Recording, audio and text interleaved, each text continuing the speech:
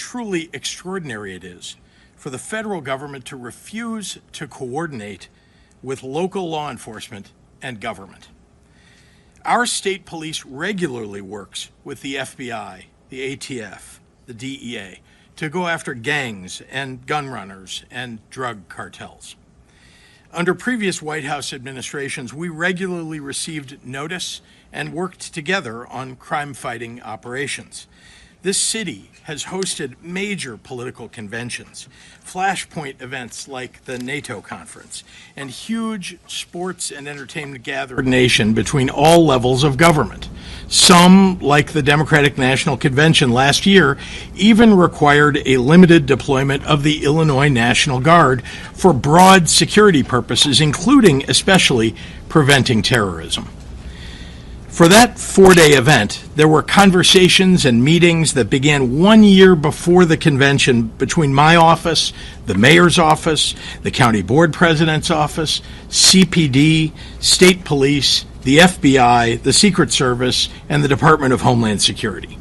The mayor and I were briefed at the highest levels of government, and we pledged unwavering support in the effort to pull off a convention that kept attendees safe and protected the rights of all citizens to express their First Amendment rights. The convention was a true success because of that collaboration. Fighting crime requires coordination. We have experienced nothing like that over the past several days and weeks.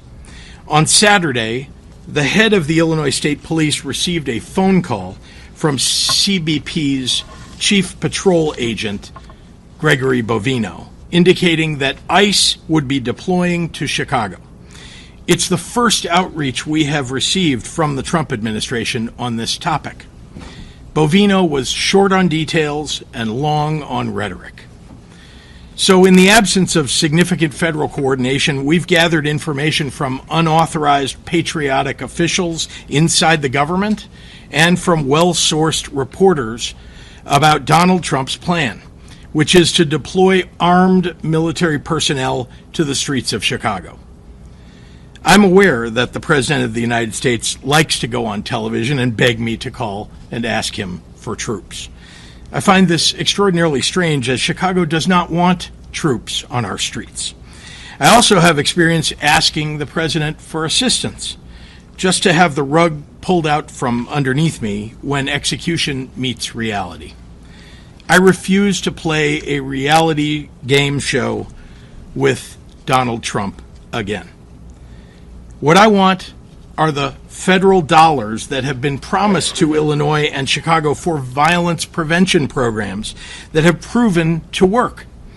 That is money that Illinois taxpayers send to the federal government, and it's an insult to any and every citizen to suggest that any governor should have to beg the president of any political party for resources owed their people.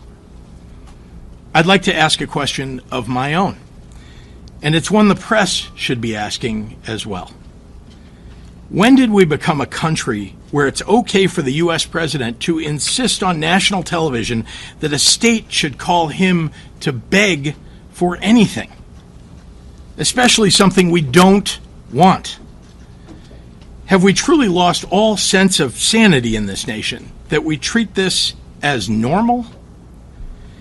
As I have done since becoming governor, I've been reflecting on my responsibilities to the people of Illinois. And one of those duties is to share with the public exactly what we know. In the coming days, we expect to see what has played out in Los Angeles and Washington, D.C., to happen here in Chicago. First, Donald Trump is positioning armed federal agents and staging military vehicles on federal property, such as the Great Lakes Naval Base. It is likely those agents will be with ICE, Customs and Border Patrol, the Department of Homeland Security, and other similarly situated federal agencies. Many of these individuals are being relocated from Los Angeles for deployment in Chicago. We believe that staging that has already begun started yesterday and continues into today. Second, unidentifiable agents in unmarked vehicles with masks are planning to raid Latino communities and say they're targeting violent criminals. As we saw in Los Angeles, a very, very small percentage of the individuals they will target will be violent criminals.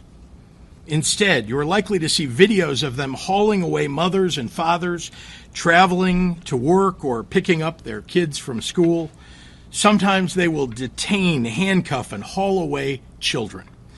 They are law-abiding individuals who pay taxes and contribute to the communities who feel safe going to work and attending mandatory immigration check-ins. In other words, they're following the law. We have reason to believe that Stephen Miller chose the month of September to come to Chicago because of celebrations around Mexican Independence Day that happen here every year. It breaks my heart to report that we have been told ICE will try and disrupt community picnics and peaceful parades. Let's be clear, the terror and cruelty is the point, not the safety of anyone living here. Third, as lawful citizens exercise their First Amendment rights, Trump and his team will be looking for any excuse to put active duty military on our streets, supposedly to protect ICE. We have reason to believe that the Trump administration has already begun staging the Texas National Guard for deployment in Illinois. I want to be very clear on this point, and I want to speak directly to the press right now. We know before anything has happened here that the Trump plan is to use any excuse to deploy armed military personnel to Chicago. If someone flings a sandwich at an ICE agent, Trump will try and go on TV and declare an emergency in Chicago. I'm imploring everyone, if and when that happens, do not take the bait. Lastly, after about 30 days or so, we believe that they will pick up all of those resources that they send here to Chicago and send them to the next city in a blue state, ignoring cities in red states with higher violent crime rates than we have. None of this is about fighting crime or making Chicago safer. None of it. For Trump, it's about testing his power and producing a political drama to cover up for his corruption. If you need any proof of this, that it's all a big show, well, look at who they're putting in charge. Gregory Bovino, a guy who desperately wants to be a reality TV star. He led the cruel adventures of ICE in Los Angeles, and he's been sent here to do the very same thing. Go look at his social media. He terrorizes innocent people and then posts on TikTok edits of himself. Apparently, this is a Trump administration norm, because the last time we saw staged major ICE raids in Chicago, they sent Dr. Phil here to embed with the agents so he could get views and likes for his social media. When Bovino pulled these stunts in LA, people got hurt. 2 innocent people died trying to flee his masked agents. ICE opened fire on a vehicle without dangerous provocation. They detained a disabled 15-year-old, drew their guns on him. They have ripped mothers away from their babies and handcuffed 10-year-olds. In Washington, they pulled over firefighters headed to fight an actual wildfire and detained 2 of the firefighters on duty in that effort. And they want to bring all of that to Chicago. During one of Bovino's raids, U.S. Customs and Border Patrol's own data indicated that their officers had no prior knowledge of criminal or immigration history for 77 of the 78 people arrested. Again, this is not about crime. More and more reports around these raids include people who were stopped or detained because of how they look, and not because of any threat to the public. If any of this was about dealing with the complexities of a broken immigration system, then Trump would have had the Congress Trump Republicans control write and pass a comprehensive immigration bill. Not only has that not happened, there is no talk of any such effort on the horizon. I know how Donald Trump thinks because I've been governor during both of his terms. He has surrounded himself with groveling yes men who are too weak to restrain his most violent and unhinged impulses, or who share those impulses.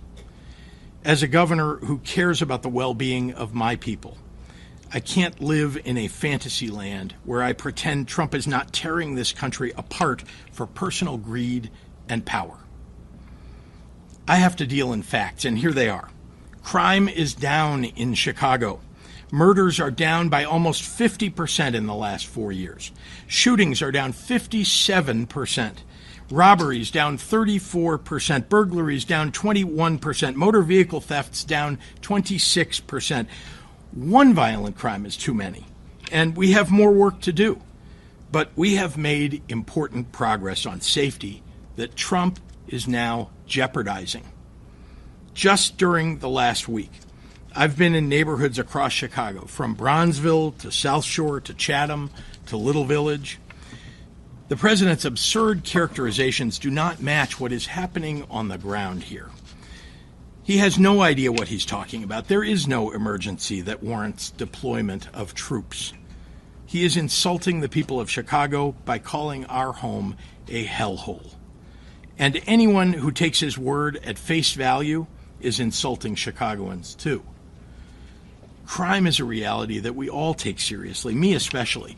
I've held the hands of grieving mothers who have lost their kids to gun violence. I've been in consistent contact with law enforcement and managed our state through some of its toughest moments. That has informed our comprehensive, evidence-based approach to crime, hiring more police officers and giving them more funding, gun and drug and gang interdiction, investing in community violence intervention, mental health supports, more substance use treatment. Those programs have shown real progress. Then you know what happened? Donald Trump and his Republican allies in Congress cut those programs because they are unserious people who seem to know nothing about fighting crime.